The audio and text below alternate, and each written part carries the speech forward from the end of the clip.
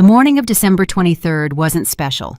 I brewed my coffee, set it on the table, and planned a quiet day before the holiday rush. Nothing dramatic, nothing loud. Then Lucas barged in without knocking. Elaine walked in behind him like she'd already bought the place. No hello, no Merry Christmas, just entitlement. Lucas dropped a red envelope in front of me, hard enough to shake the cup. Elaine folded her arms, planting herself like she came to deliver a verdict. "Open it." She didn't request. She issued a command. I didn't move. "You're in my house. Slow down." Elaine stiffened. Lucas nudged the envelope toward me. "Just look inside." I opened it with one hand, keeping my eyes on them. The paper unfolded easily. One look was enough. Lucas straightened. "Mom, the villa isn't yours anymore. It's done." I set the paper down. "You're announcing that like you rehearsed it." Elaine stepped closer. "We sold it last week. Finally. The debt's cleared." And she delivered that line like she expected applause. I kept my voice even. "You sold my villa." "Correct," Elaine answered. "And honestly, you should thank us. We handled something you ignored." Lucas nodded quickly, copying her confidence. "It was the right thing to do." I leaned back slightly. "Right for who?" Elaine lifted her chin. "For all of us. You weren't using the place. We turned it into something useful." I glanced at Lucas. "You agree with that?" He shifted, eyes dropping. "It made sense." Of course it did. When someone else's wife thinks for him, everything makes sense. I tapped the corner of the envelope. "And what gave you the idea you had the authority?" Elaine exhaled through her nose, annoyed.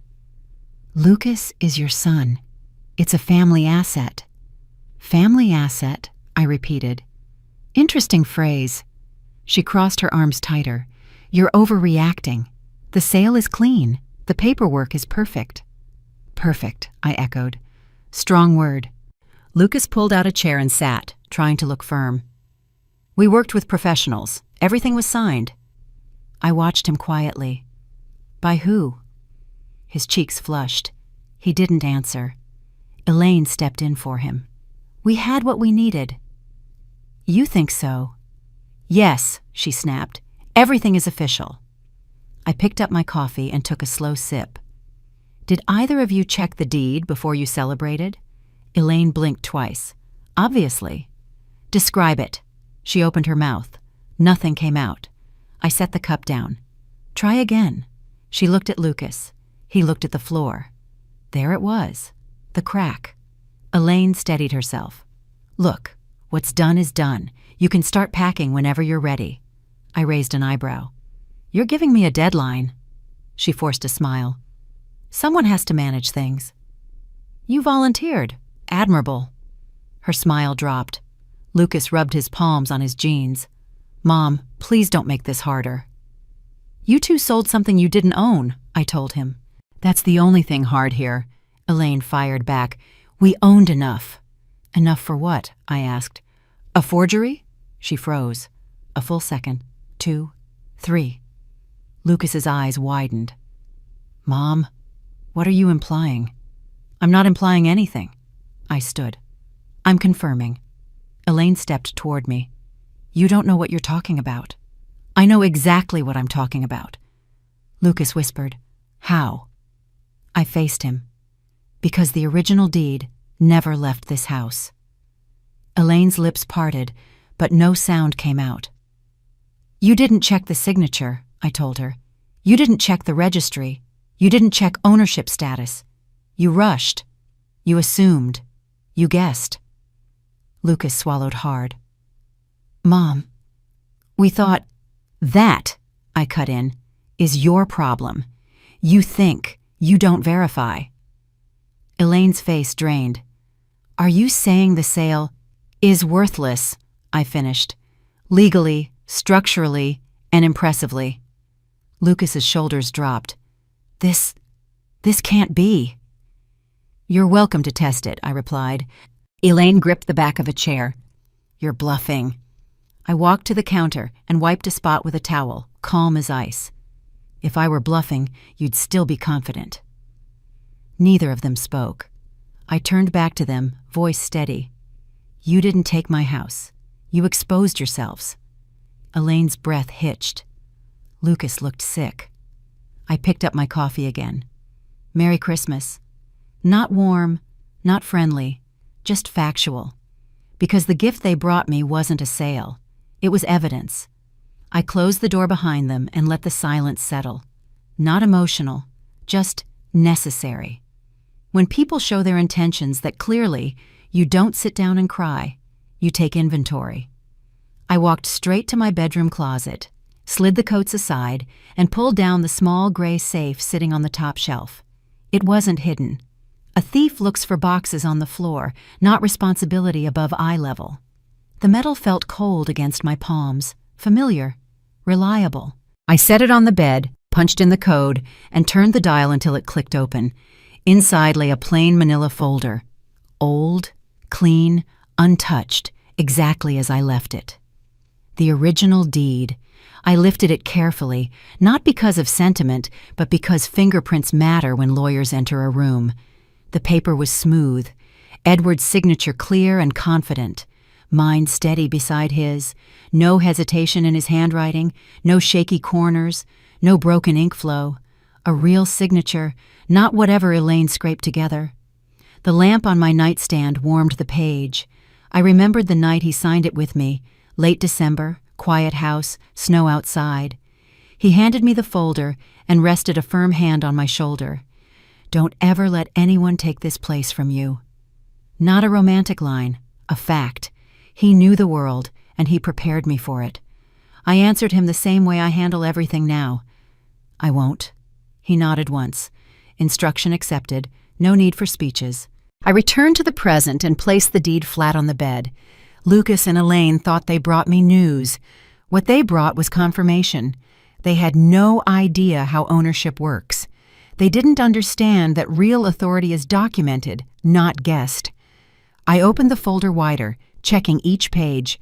The notary stamp, the date, Edward's initials in the margins, my handwriting confirming the last update, the embossed seal.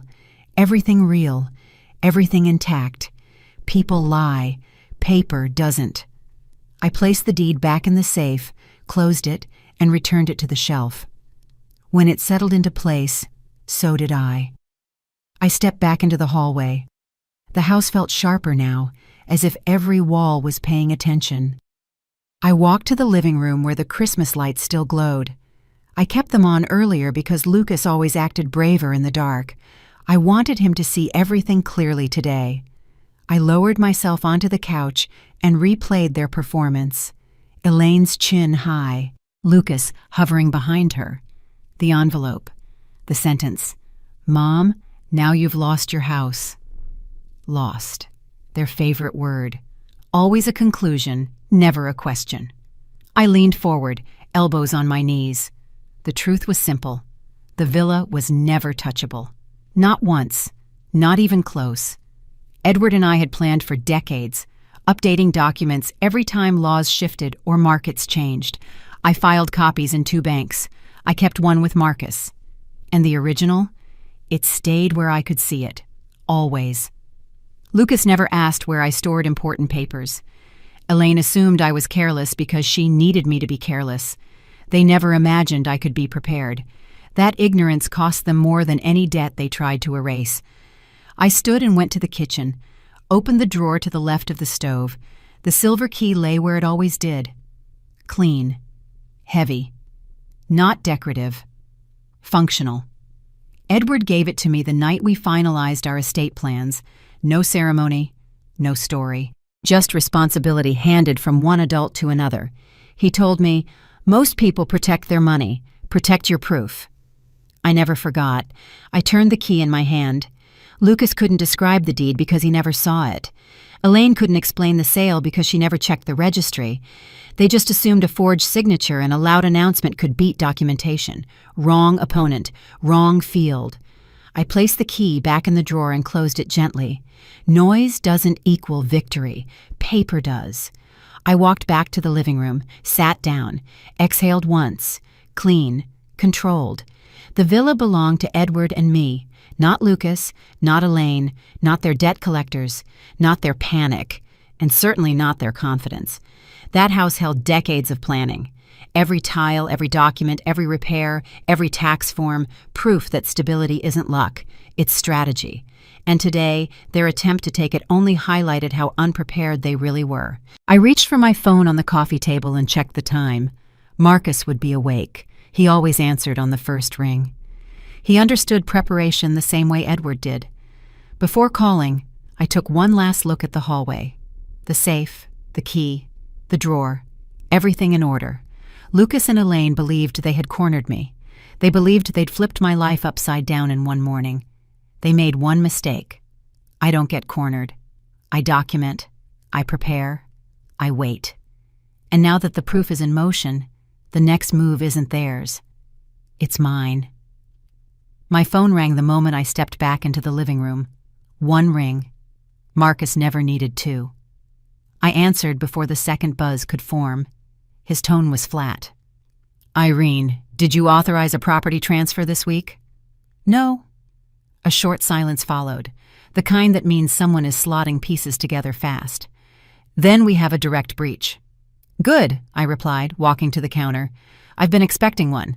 And papers rustled on his end. "They submitted a transfer using your name. The signature doesn't match your handwriting, not even remotely." My jaw didn't move. "Elaine loves shortcuts. Lucas just follows whoever's louder," Marcus continued, voice clipped. "The notary stamp is real. The form isn't. Whoever forged it copied the wrong style." "That's how amateurs work," I answered, opening a drawer and pulling out a pen. "They guess." He kept going, faster. I checked the county system myself. The listing went into pending status for 6 hours. Then the clerk flagged an inconsistency. "That early?" I asked. She rushed harder than I thought. "Desperation always shows," Marcus replied. "Want me to freeze the record now?" "Yes, all access points, every registry window, every digital link." "It'll shut the file down completely." "Perfect." I heard typing, rapid, precise. Marcus never wasted keystrokes. He was a man who measured outcomes, not hopes. A moment later he spoke again. "Registry locked. Only your approval or mine will release it." "Leave it locked." "Understood." I stepped closer to the window. Snow tapped softly against the glass, but my focus stayed on the street. Nothing moved. No cars. No activity. Calm was the best cover. I always used it well. Marcus cleared his throat. "There's something else. I spoke with a clerk I trust. Someone ran a late-night ownership check yesterday, around 11:40 p.m. "Elaine," I replied instantly, "she thinks midnight makes her smarter." "She didn't check deeply enough," he said. "If she had, she would have seen the original deed remained in your possession. No one filed an amendment." "That would have required work," I said. "She prefers shortcuts." He paused. "You're remarkably calm right now." "I'm informed," I replied. "Calm is a side effect." A printer hummed on his end. "I'm preparing the affidavit confirming you're the sole original owner. I want your signature on the clean copy tonight." "You'll have it. I'll drive it over." "Bring 2, I told him. "I want one for my safe and one ready for the bank." "You got it." More typing. Then, "Do you want me to notify the notary office? They'll start an immediate investigation." "Not yet," I answered. "Let them sit in confidence a little longer. It's useful." He paused, absorbing that, then replied, "You want them walking into their own fallout."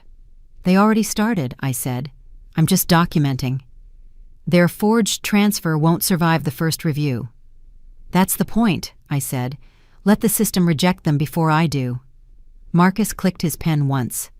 "I'll also prepare the fraud verification request." "Do it. It'll take a few days." "They're already out of time," I replied. "I only need the paper trail." He spoke slower now, like he was studying me through the phone. "You're several steps ahead." "I was ahead before they printed the form." "That tracks," he muttered. I grabbed a pad from the counter and flipped it open. Blank pages. Perfect. Keep documenting everything. Every timestamp, every signature mismatch, every rejected entry. "Already doing it," he said. "One more thing. They filed a preliminary claim to speed up the transfer process. I froze that too. Leave it frozen." "I will." I leaned against the counter. "Marcus." "Yes." When they get the rejection notice, they'll panic. Most likely. Don't answer their calls. He didn't hesitate. All right. Don't confirm anything. I won't. Don't engage unless I tell you. Understood. I closed the notebook. They think they're ahead. Let them enjoy the confusion. Marcus exhaled once. Not relief, respect. I'll call when the affidavit is ready for your signature. I'll be waiting. And Irene? Yes. Do not speak to them again until I lock everything formally. I wasn't planning to, I replied. They only talk in assumptions. I talk in documents. Good, he murmured. This will be clean. It always is when I prepare. A final click, and the call ended. I set the phone on the counter and took one controlled breath, then another. No shaking, no anger, just clarity. They forged my name, filed a transfer they couldn't legally touch, called it a victory. And now that Marcus had frozen everything, their celebration wasn't just premature. It was evidence. Lucas's house looked too bright for a Christmas Eve dinner, too staged, too careful. A house that wanted to look stable for people who weren't. I rang the bell once. Elaine opened the door in under 2 seconds, smiling like she'd been practicing in a mirror. You made it, she blurted. I was invited, I replied, stepping past her. I honor appointments. Her smile twitched. Lucas walked in from the dining room, straightening his shirt, always fixing something outside because he couldn't fix anything inside. Mom, we're all waiting. I'm sure you are. The dining table was set like a showroom, candles, matching plates, too many forks for people who couldn't manage a simple bank login. At the head of the table sat Gerald, Elaine's father. He held a glass of wine like he owned the deed, a man who always confused volume with intelligence. He lifted his chin as I approached. Irene, we finally get to celebrate some good decisions. Let's hear them, I said, taking my seat. I like facts. Elaine slid into the chair across from me. We handled the villa situation. Everything is settled. Settled, I echoed. That's fast, even for you. Gerald laughed loudly, too loudly. You're welcome, Irene. The debt is cleared. I unfolded my napkin. Cleared by whose authority? Elaine leaned forward. Lucas and I took responsibility. We made the call. I glanced at Lucas. You made a call without checking ownership? Lucas swallowed. We knew it was the right thing. For who? I asked. Elaine lifted her glass with a smug little tilt. For the family. Which family? I asked. Yours or mine? She stiffened. Don't do that. Do what? Ask questions? Gerald jumped in. Enough, Irene. You weren't using the villa. It was wasted space. Interesting, I replied. I didn't realize forged signatures counted as responsible use. Elaine froze for half a second, then recovered. We didn't forge anything. Then described the signature. Her lips parted. No sound. I leaned back.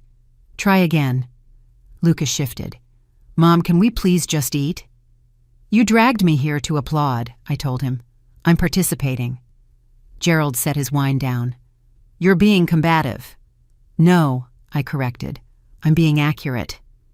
Elaine's patience cracked. We solved a problem you ignored. Elaine's patience cracked. We solved a problem you ignored. You're welcome. Is that what this dinner is? I asked. A thank you ceremony? Her voice rose. You don't get to judge this. I'm not judging, I replied. I'm observing. Lucas looked at Gerald as if begging for backup. Gerald obliged with a grin. Irene, the sale was handled professionally. By whom? I asked. He paused. By capable people. Name one. Dead silence.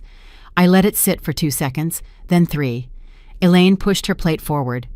The money cleared, Irene. It's over. Over, I repeated. You should save that word. You'll need it when the county notice arrives. Lucas blinked hard. What notice? The one rejecting the transfer, I answered. Elaine's face drained. That's what everyone says before reality shows up, I told her. Gerald tried to bark over me. You're bluffing. I don't bluff, I replied. I prepare. Elaine's voice cracked. We checked everything. No, I said. You checked nothing. Gerald slammed a hand on the table.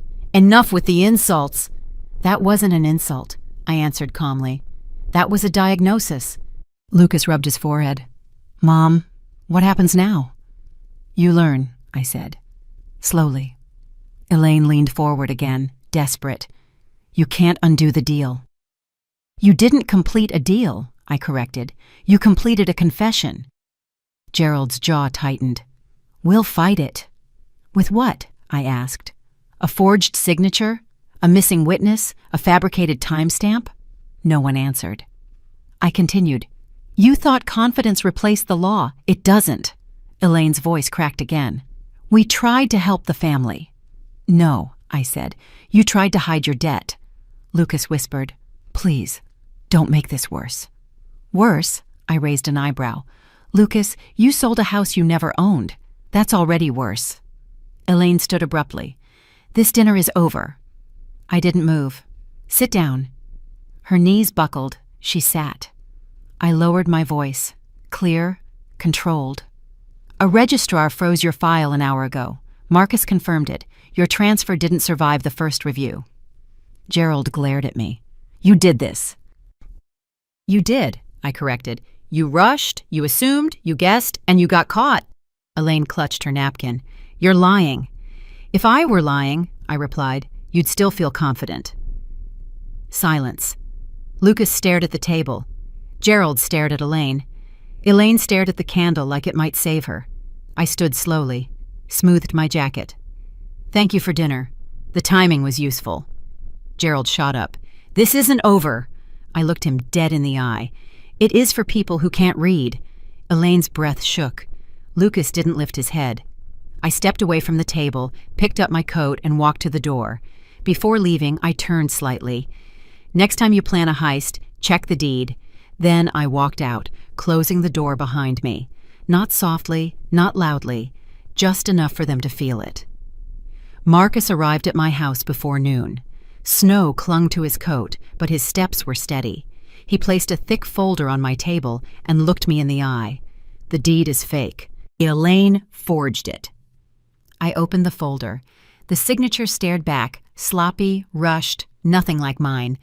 How long did it take you to confirm? 10 minutes. He tapped the page. The strokes don't match. Even a rookie could spot it. I closed the folder. Good. That saves us time. Marcus lowered himself into the chair. They think the sale went through. I know. You kept a straight face this morning. I shrugged. They weren't worth the reaction. Marcus leaned forward. We can move fast. If you want to pursue fraud, we file today. Not yet. I reached into the drawer and pulled out Edward's letter, the one he handwrote before he died. The paper had yellowed around the edges. Marcus recognized it instantly. His last instructions. I placed it in front of him. This is the original intent, his signature, his demand. Marcus scanned the letter, his jaw tightening. This alone destroys their entire claim. That's why we'll use it. He looked up. You're sure about this direction? I'm not here to save them from their mistakes. Marcus nodded once, accepting the tone.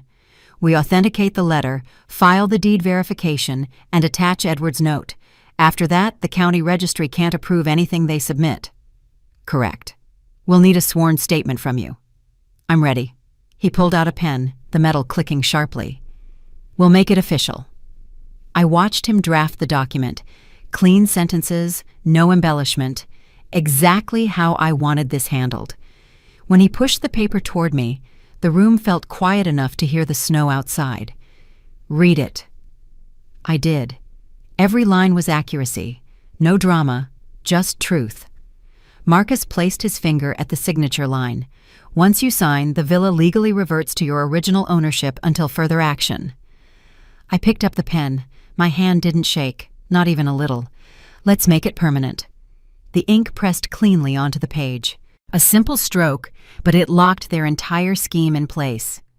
Marcus gathered the documents quickly, efficient, no wasted motion. I'll file immediately. Good. He looked at me again. You're calm for someone whose son betrayed her. My eyes stayed on the letter. I've lived long enough to know what deserves my tears. Marcus let out a short breath, something like respect. You're not giving them a single inch. They already stole too many. He slipped Edward's letter into a protective sleeve. This will hold up anywhere. No judge will question it. That's why Edward wrote it, I replied. Marcus straightened. Once the registry receives this, the forged deed becomes meaningless. Their sale evaporates. The money they think they gained? Gone. That's the point. And Lucas? He'll learn what loyalty costs. Marcus closed his briefcase. Gerald won't go quietly. He rarely does, I replied, but noise doesn't change the law. Marcus stood. You want me to notify them? No, I want silence. He nodded, ready to follow. I'll lock the registry and alert Martin to prepare his testimony. Perfect. He paused at the doorway. This might break the family. They broke it when they forged my name. Marcus didn't argue. I'll call when it's filed. I followed him to the door. The cold air brushed in as he stepped outside. He adjusted his scarf, then looked back one last time. You know, most people panic when they're robbed. I'm not most people. You're right, he replied. You're prepared. I closed the door behind him and returned to the table. The signed confirmation sat under the soft lamp. It didn't represent anger. It represented structure, order, consequences. I placed Edward's letter back in its envelope. His handwriting still felt alive, steady, purposeful. Don't worry, I whispered to the empty room. I kept my promise. Then I slid the documents into the safe and locked it with the silver key. Nothing dramatic, just the beginning. Marcus returned the next morning. No small talk, no warm-up. He placed a clean set of documents on my kitchen table. It's ready? I pulled the chair out. Show me. He opened the folder. This is the reversal deed. Once you sign, the villa transfers to Hope Foundation, full and final. I looked over the paperwork. Clear terms, clean language, no loopholes. Dana agreed? Marcus nodded. She's on her way. Right on cue, the doorbell rang. Dana Ortiz stepped inside, her coat zipped high, cheeks flushed from the cold. She carried a neat binder labeled Hope Foundation, Housing Program. Morning, Irene? Morning, I answered, pulling the binder toward me. Everything set on your end? She opened the binder. 12 families on the wait list, all pre-screened. We can move them in tonight if needed. Good. I flipped the page. Make sure they treat the villa with respect. Edward built it with both hands. They will, Dana promised. You're giving these families more than a house. You're giving them stability. I closed the binder. Let's finish this before Gerald realizes he lost the game. Marcus placed the transfer deed in front of me. Sign here. This makes the villa untouchable. I lifted the pen. The moment felt quiet, but steady. When I finish this line, they'll have nothing to claim. Exactly, I signed. One stroke, then another. Clean, controlled. Dana watched closely. This means their sale. What happens to it? Marcus answered for me. It evaporates. They tried to sell something they never owned. The bank will freeze the funds permanently. Dana exhaled. They won't see this coming. That's the point, I replied. Marcus slid the signed deed into a protective sleeve. Now they've sold a house to nobody. I met his eyes. Let them explain that to Gerald. He allowed himself a small smirk. He'll blame everyone but himself. Dana leaned forward. Do you want us to notify the press? A quiet release, maybe? Not yet. I shook my head. Let them walk around believing they won a war that already ended. Both of them understood immediately. Marcus gathered the pages. I'll file the reversal within the hour. Once it's in the registry system, it can't be undone. Good. Dana slipped her binder back into her bag. Would you like to visit the villa one last time before the families move in? No. I glanced out the window. I don't need walls to remember Edward. Dana softened. You know, Irene, not many people would give up a property like that. I'm not most people. Marcus adjusted his scarf. You want to keep this quiet for now? Yes, I replied. If they think the villa is still theirs, they'll show me exactly how desperate they are. Dana gave a small nod. You're planning another step. Always. Marcus lifted the folder. Registry office first, then bank verification, then Martin's statement. Efficient as always? He moved toward the door. Dana followed. Before stepping out, Marcus paused. One more question. Why Hope Foundation? I grabbed my coat from the chair. Because Edward always believed a house should hold people, not greed. Dana's eyes warmed. He'd be proud. I know. Marcus opened the door. A cold gust rushed in. He stepped out, but before he left the porch, he turned back. This transfer, it's the cleanest hit you could deliver. It wasn't meant to be a hit, I replied. Just order. He understood and headed to his car. Dana touched my arm lightly. If they come after you again. They will, I replied. You're ready for it? More than they are. Dana smiled, respectful. Call me if you need anything. I watched them both leave. The street was quiet. Snow gathered along the curb. The villa, my villa, no longer belonged to me, but it never belonged to Gerald, Lucas, or Elaine either. I locked the door and returned to the table. Only the pen remained, the same one Edward used to sign our first mortgage. A small click as I set it down. Nothing dramatic, just a final stroke that rewired their entire plan, and they had no idea yet. Lucas showed up before sunset. No warning, no apology, just 3 knocks, sharp, fast, anxious. I opened the door. His eyes were red, breath uneven. It's done, he blurted out. We cleared the debts. Elaine stood behind him, coat half-zipped, lips tight. She avoided my gaze like she was walking into court. I stepped aside just enough for them to enter. You cleared your debts, with my house. Lucas walked in. Elaine lingered. We did what we had to do. I locked the door. No, you did what was easiest. Lucas paced once across the living room. Mom, please. We didn't mean to hurt you. Elaine jumped in quickly. You'll understand later. We made the best decision for everyone. I crossed my arms. Everyone? Us, she corrected too quickly. Lucas shot her a look, but she didn't stop. You're retired. You don't even use the villa. We made it useful. I studied her face. Useful for your creditors? Elaine flinched. That's not fair. It's accurate, I replied. Lucas's shoulders slumped. Mom, we were drowning. You drowned yourselves, I answered. I wasn't holding your heads underwater. Elaine tried to smile politely, the same fake grace she always used when cornered. We know you're upset, but once you calm down, you'll see. I'm calm, I cut in. Lucas froze. Then, you're not angry? No. I'm disappointed in how small your choices were. Elaine's voice sharpened. We fixed our life. You should be proud we took action. You didn't take action, I replied. You stole. Lucas stepped closer. Mom, don't use that word. I use the correct word. His jaw tightened. Elaine grabbed his arm. Let's not fight. She'll come around. Come around to what? I asked. Being robbed by my own children? We're your family, Elaine insisted. Then act like it. Elaine exhaled loudly. You're being dramatic. No, I corrected. You're being reckless. Lucas rubbed the back of his neck. It's too late to change anything. The sale went through. The money's already in the account. I let a short breath escape. Is that what you think? He blinked fast. What do you mean? It means you sold what you didn't own, I replied. Elaine scoffed. Stop talking in riddles.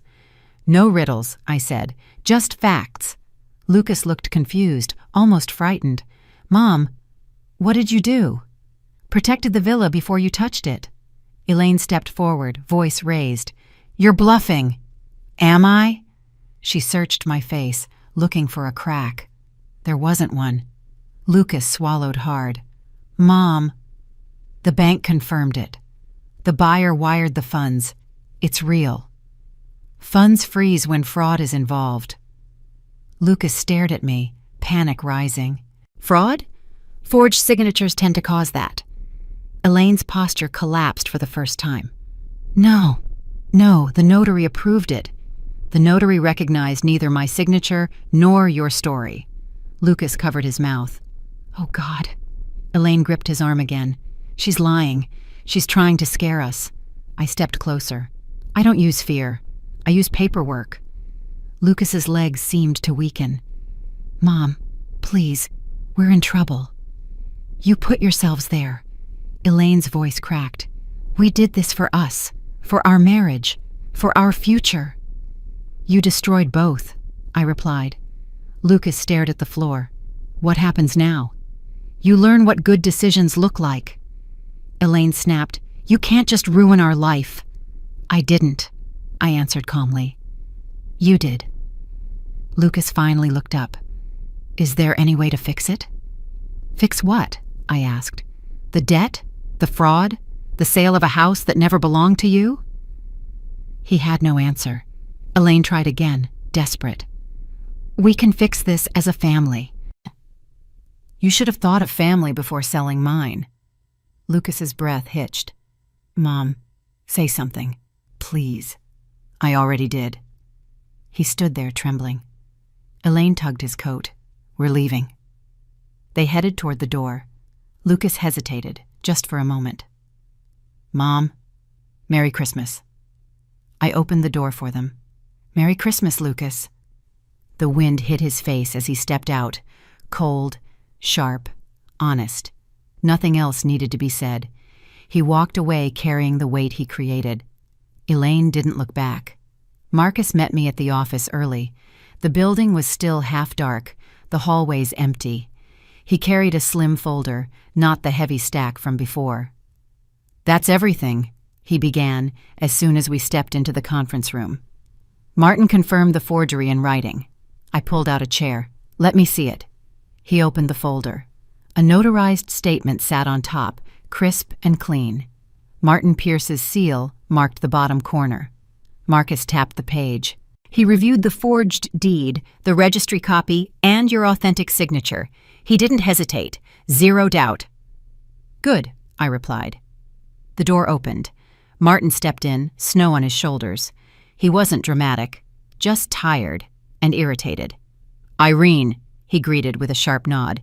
Your signature was butchered. Whoever forged it didn't even try to mimic the pressure strokes. Elaine never had patience for details, I answered. Martin placed his briefcase on the table. I ran the comparison 3 times. Your original signature matched perfectly. Hers deviated at every critical point. Marcus crossed his arms. This testimony locks everything. The county will have no way around it. Martin added, if Gerald tries to push it further, he'll walk straight into a fraud investigation. Right on cue, Marcus's phone buzzed. He checked the screen, then raised a brow at me. Gerald, put it on speaker. Marcus answered without a word. Gerald's voice burst through immediately, loud enough to rattle the table. I need a meeting, now. Marcus remained still. Regarding? You know what regarding. My daughter and my son-in-law are sitting here panicking. The accounts are frozen. What did you 2 pull? I leaned back. Your daughter pulled it. Gerald paused. Irene, you're making a mistake. We can resolve this quietly. There's nothing quiet about forgery, I replied. Martin cracked a dry smile. Gerald's voice deepened. You don't want a legal war. I already ended it. You can't be serious. I am. He exhaled sharply through the speaker. Let's negotiate. You get the villa back. We keep part of the funds. Everyone walks away alive. Gerald, I answered, you're still bargaining with property that never belonged to you. Silence, long enough to show he finally understood. Marcus killed the call with 1 tap. Martin spoke first. He's cornered. That arrogance of his, gone. He'll try again, Marcus muttered. He always does, I replied, but this time he doesn't have leverage. Martin grabbed his briefcase. I'll deliver the hard copies to the county clerk today. The moment they stamp it, the case is bulletproof. Thank you, I told him. He gave 1 firm nod and walked out. Marcus closed the folder. You sure you don't want to alert Lucas? No. He'll be blindsided. He needs to be, I replied. He chose the wrong people to trust. Now he'll see the consequences. Marcus leaned on the table. You know Gerald will blame Elaine. Elaine will blame Lucas. Lucas will blame the situation. And none of them will blame themselves, I replied. That's why I stepped back. Marcus took a slow breath. I've seen a lot of families fall apart over money. Yours didn't fall. They jumped. They jumped, I agreed, and they dragged each other down. He checked his watch. I'll head to the clerk now. Anything else you want done? One more thing, I answered. Silence. He nodded. No notifications, no warnings. Not yet, I clarified. Timing matters. He picked up his coat. When should I deliver the blow? When they think they're safe. Marcus paused at the door. You know, Irene, most people would lash out, scream, cry, throw things. I don't throw things, I replied. I organize them. A faint smile touched his face. That's why you win. After he left, the room felt still. Not empty, controlled. I gathered the papers, locked them in the slim case Marcus brought. The evidence wasn't dramatic. It was precise, clean, irrefutable. I stood by the window, watching the morning snow fill the parking lot. Somewhere out there, Gerald was pacing, Elaine crying, Lucas unraveling. Not from my anger, from their own choices. The evidence was complete. The clock was ticking.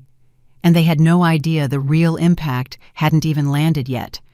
The freeze hit 3 hours later. I was pouring tea when my phone lit up. 3 messages in rapid fire. Bank alert. Transaction suspended. Bank alert. Funds under review. Bank alert. Fraud hold activated. I didn't react. I simply placed the cup down and watched the steam drift. Another vibration. Marcus. All done. I replied with one word. Good. Not even a minute passed before Lucas's name flashed on my screen. Then Elaine's. Then Gerald's. The calls stacked like falling dominoes. I let the phone buzz on the table. A minute of ringing.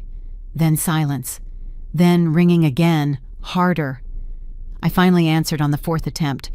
Not out of concern, but timing. Lucas's voice burst through, frantic. Mom! Our accounts are frozen! I kept my tone flat. Yes. Why aren't you helping? Panic bled through every syllable. We're stuck at the bank. You created that. Elaine's voice cut in behind him, high and sharp. This is your fault. No, I replied. It's the bank doing its job. You have to fix it, she shouted. I glanced at the window, snow drifting, slow and steady. You sold a house you didn't own. The system caught up. Lucas's breath stuttered. Mom, please. They froze everything. Checking, savings, everything.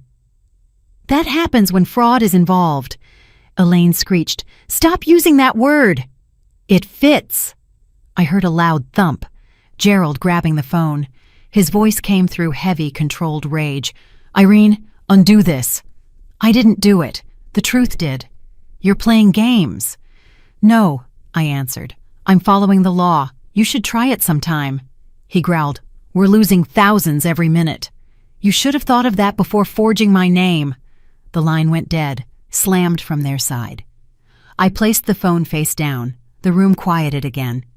A few minutes later, Marcus knocked on my door. No rush, no panic. He stepped inside and removed his gloves, shaking off the cold. It's official, he reported. The bank flagged the transfer, the county matched the forged deed, and the fraud protocols kicked in. I nodded. Good timing. Gerald is losing it, Marcus added. He was yelling at the branch manager when I left. Lucas looked ready to faint. I folded my arms. They expected chaos. They got procedure. Marcus smirked. You enjoy this part. No, I corrected. I respect this part. He set a printout on the table. Bank logs, timestamps, frozen entries, flagged accounts. Everything's airtight, he noted. They can't touch $1. Good. They might come here, Marcus warned. I expect them to. The phone buzzed again. Elaine. I didn't bother to answer. Then Lucas, then Gerald. The desperate rotation was almost predictable. Marcus glanced at the screen. You're not picking up? They lost the privilege of my attention. The buzzing finally stopped, replaced by a single text from Lucas. Mom, please. We messed up. Help us. I read it once. No reaction. No message back. Marcus watched me carefully. You're not even tempted? To what? I asked. Save them from themselves? He exhaled. Most parents would crack right now. I'm not most parents. The phone buzzed again. Another text from Lucas. Please. Elaine is crying.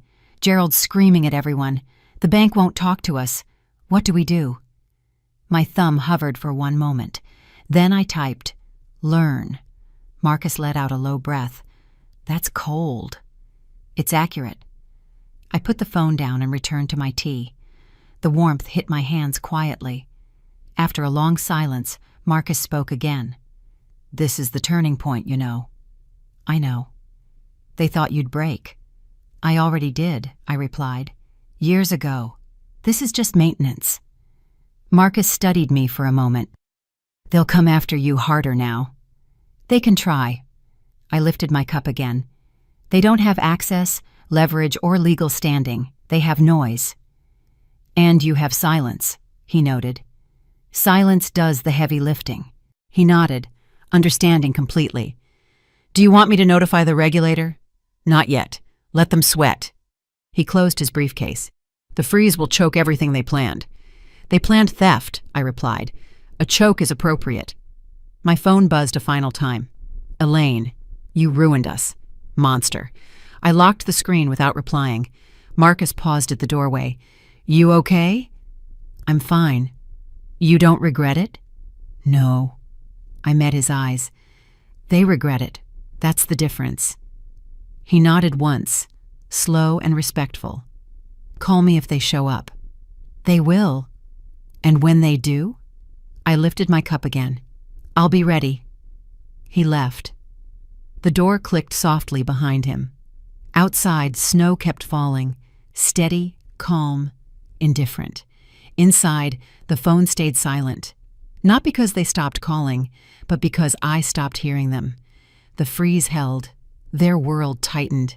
And for the first time, mine didn't move at all. The bank lobby was already loud when I walked in. Tension carried across the glass walls like static. Gerald's voice boomed from the conference room before I even reached the door. Marcus stood near the teller line, files under his arm. When he saw me, he gave one small nod. They're inside. Perfect. We entered together. The room snapped into silence when they noticed me. Gerald stood at the center of the table, red in the face, coat half off, like he'd rushed in fury. Elaine looked wrecked, mascara streaked, hair disheveled. Lucas sat slumped, hands clenched. The branch manager stood on the opposite side, posture stiff. Gerald pointed at her. You can't freeze my accounts. This is insanity. It's procedure, she replied, calm. Elaine spun toward me. You did this on purpose. You're spiteful. No, I answered. I'm accurate. Lucas stepped forward. Mom, this is bad. They froze everything. We can't even buy gas. You should have thought of that before forging ownership. Gerald slammed a document onto the table. This deal was legal. The buyer transferred funds. The contract is binding. Marcus moved beside me and opened his folder. Binding? Based on a forged deed? Based on a signature that doesn't belong to Irene? Gerald glared. You're twisting things. No, Marcus countered. I'm presenting facts. The branch manager pushed her glasses up. We reviewed the notary's report. The deed is invalid. Funds remain frozen until the investigation is closed. Elaine threw her hands up. This is insane! I looked straight at her. Insane is thinking you could steal from me and walk away. Gerald shot back. You could have helped instead of embarrassing your own family. You weren't embarrassed when you sold my villa, I replied. Don't act wounded now. Dana stepped into view from the corner. She carried a folder with the Hope Foundation seal. Elaine blinked rapidly. Who is that? Dana opened the folder. I represent the foundation that now owns the villa. Elaine stared, confused. What villa? Mine, I corrected. The real one, not the one you pretended to sell. Dana added, We moved 12 families in yesterday. They're safe, settled. They're not going anywhere. Gerald snapped, You transferred it? Without notifying us? You weren't entitled to notification. Elaine's mouth fell open. You gave it away? Yes. No profit? Nothing? Peace, I replied. I chose peace. Lucas's voice cracked. Mom, why? Because ownership means responsibility. You chose debt. I chose dignity. Elaine stepped closer, shaking. You ruined us. No, I answered. You ruined yourselves. I just stopped cushioning the fall. The branch manager pulled up a screen. For the record, the transfer to Hope Foundation is properly filed, verified, and sealed. It stands. Gerald leaned in, eyes wild. We can challenge it. No, Marcus cut in. You can't. Fraud strips you of standing. Dana added, Your sale didn't involve a property you legally held. It's void. Elaine's knees buckled for a moment. Lucas reached to steady her. Gerald still resisted. We'll take this to court. Please do, I replied. I would love a public record. The branch manager slid a printed report across the table. This contains the investigation summary, the forged deed comparison, and the recorded freeze order. Elaine refused to touch it. You're all attacking us. Dana responded calmly. You attacked the truth. It punched back. Lucas finally looked up. Mom, we didn't mean... You meant everything, I cut in. You knew the villa wasn't yours. You knew the debt wasn't my burden. You still made it mine. Gerald's voice dropped to a growl. You didn't need the house. I needed the respect, I replied. You ignored that part. The room went silent for a moment. Then Marcus placed the final document on the table. Martin Pierce's sworn statement. Elaine squinted at the seal. What is that? Proof, Marcus answered. Your forged signature. Your failed deception. Your attempted theft. Gerald looked trapped for the first time. The branch manager added quietly, The police liaison will call you shortly. Elaine gasped. Police? For what? Forgery, Marcus said. Fraud. Attempted transfer of property without consent. Lucas's face drained of color. Mom, please, help us. Tell them this was a misunderstanding. This was a choice, I replied. Elaine lunged toward me. You're destroying our life. I stepped back just enough. Your life collapsed the moment you signed my name. Gerald slammed his fist on the table. We're not done. You are, I replied. Dana closed her folder. Hope Foundation thanks you, Irene. This gift changes everything for our families. And it changes everything for mine, I answered. Elaine glared through tears. You're cruel. No, I replied, steady. I'm consistent. Lucas whispered, Mom, please. I looked at him for a long moment. You need consequences more than you need help. He dropped his gaze. Marcus gathered the documents. We're finished here. The branch manager opened the door. Security stood waiting outside, not dramatic, just protocol. Elaine backed away from them. We're not criminals. You forged, I replied. Criminals forge. Gerald glared at me one last time. This isn't over. It is, I answered. You just don't like the ending. I walked out first. The glass wall reflected everything behind me. Panic, anger, collapse. None of it touched me. Snowlight met my face as the doors opened. The cold felt honest. I took a breath and stepped forward. I didn't win through noise. I won because I didn't bend. The news broke before sunrise. Monroe family under state review. Fraud investigation. Confirmed villa transfer linked to illegal sale. The headlines filled the front page. Photos, quotes, blurry screenshots of Gerald storming out of a building. I poured tea into a small cup and let the newspaper rest on the table. No rush, no thrill, just clarity. A knock landed on the door. 2 taps, steady. Marcus stepped in, brushing cold air off his coat. He placed another newspaper beside mine. "You've seen it."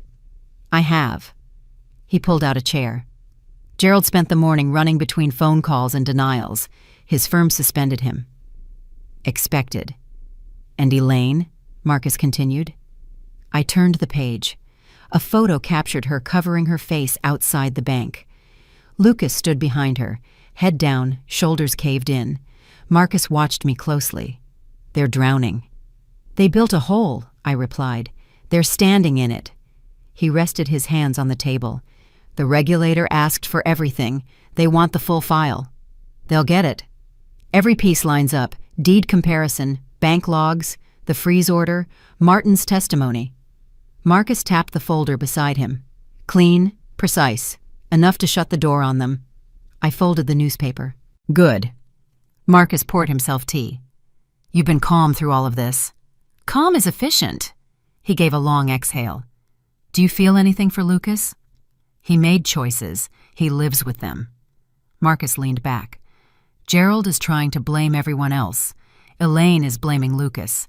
Lucas is blaming himself. No one is blaming the truth. They avoided it for too long." "They're paying now," Marcus added. "As they should." He took a slow sip. "You know, most people would feel vindicated. I'm not most people." A brief silence passed. Not heavy, settled. Marcus reached into his coat and pulled out an envelope. "This came from the county clerk." He slid it across. "Final confirmation. Your reversal deed is locked, unchallenged, permanent." I opened it. A single stamped page. Clean ink. Official. "Good," I murmured. Marcus studied me. "No reaction?" "My reaction happened weeks ago." "Which was?" "Protecting what mattered." He gave a quiet nod. "You did." My phone buzzed on the counter. Once, twice, then again. I didn't need to check the screen. Marcus glanced toward it. "Lucas?" "Most likely." The call turned into a text, then another. "You're not answering?" "No." "You will later?" "When he learns the value of honesty." Marcus smirked faintly. "He might take years." "I have years." He shifted in his chair. "And Gerald? Elaine? You're not interested in their side of things?"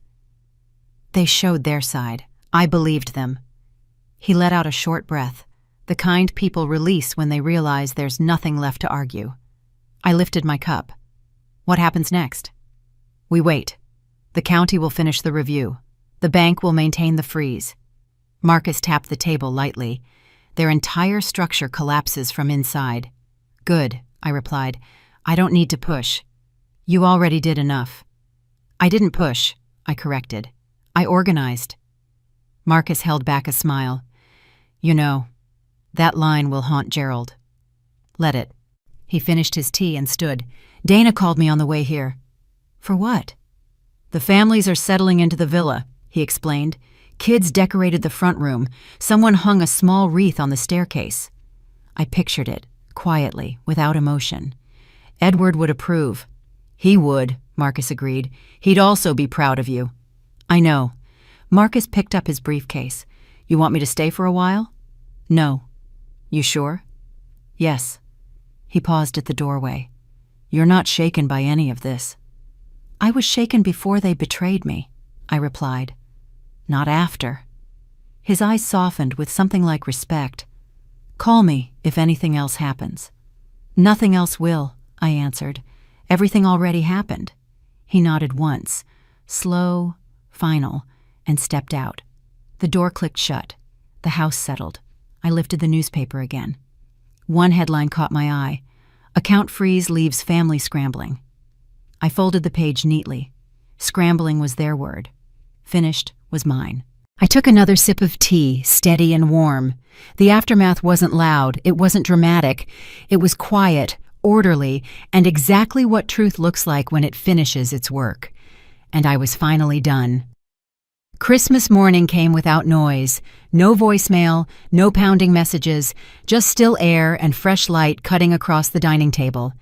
I set out 3 cups, tea, simple breakfast, no ornaments, no spectacle. A quiet knock reached the door. Marcus stepped in, brushing snow off his sleeves. "Your house feels different today." "It should." He hung his coat and looked around. No tension, no alarms, just peace. "That's the goal." Dana followed, carrying a covered dish. "I brought something for us, and something for you." She placed it on the table, then handed me a small envelope. "From the families." I opened it. Crayon drawings spilled out, kids holding hands in front of the villa, a big heart over the doorway, a note in shaky handwriting. "Thank you for our home." I rested the cards on the table. "They didn't have to do this." "They wanted to," Dana answered softly. Marcus sat. "They've been working nonstop since yesterday, cleaning, arranging furniture, fixing small things. They treat the villa like it's theirs." "It is," I replied. Dana nodded. "They said the place felt safe for the first time." I poured tea for the 3 of us. Safety is earned. We ate quietly for a moment. Calm, no rushing, no phones buzzing on the counter like the old days. Just breathing. Marcus lifted a fork. "You know, I've handled plenty of reversals, plenty of fraud cases. None of them ended this clean." "It wasn't luck." "No," he agreed. "It was precision." Dana took a sip of tea. "Do you think Lucas will stop calling?" "He'll call until he runs out of excuses." "You'll respond eventually?" she asked. "When he learns the difference between truth and panic." Marcus cracked a small smile. "That could take years." "I have years." Dana reached for another envelope. "One more thing. The families signed a small note for you. No obligations, just gratitude." I opened it. 12 signatures, some neat, some barely legible. Each name carried weight, but not burden. A simple promise. "We'll take care of the house." I closed it gently. "Good." Marcus placed a narrow box beside my cup. "Christmas gift." "Unnecessary." "Open it anyway." I removed the lid. A clean, heavy stainless steel pen rested inside. "For future paperwork," he teased. "Always planning ahead." "Always." Dana glanced at Edward's photo on the shelf. "Do you think about him more during the holidays?" "Not more," I replied. "Just steady." Marcus followed my eyes. "He'd be proud. Of this. Of you." "I know." We finished breakfast. Dana helped clear the plates. Marcus rinsed the cups. No fuss, no chaos. Just simple routine, something I hadn't felt in years. When the table was clean, Dana pulled on her gloves. "When you're ready, come see the villa. Kids keep asking when they'll meet the lady who saved Christmas." I huffed quietly. "Tell them the lady is resting." She smiled. "I will." Marcus grabbed his coat. "Sure you don't need anything before we go?" "I'm sure." "You handled everything with precision," he added. "Most people would have cracked." "Most people don't organize as well as I do." He let out a soft laugh. "Fair." Dana stepped toward me and squeezed my hand. "You did the right thing." "They forced the truth into the open," I replied. "I didn't drag it." "They'll face the consequences," she added. "They should."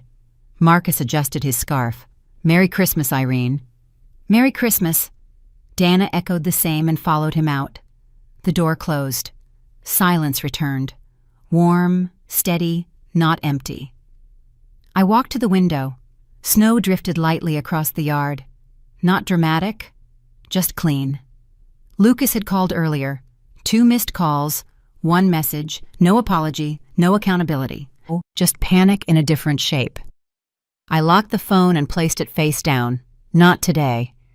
I glanced at Edward's photo once more. "The house finally has the right people in it," I murmured. It wasn't revenge. It wasn't victory.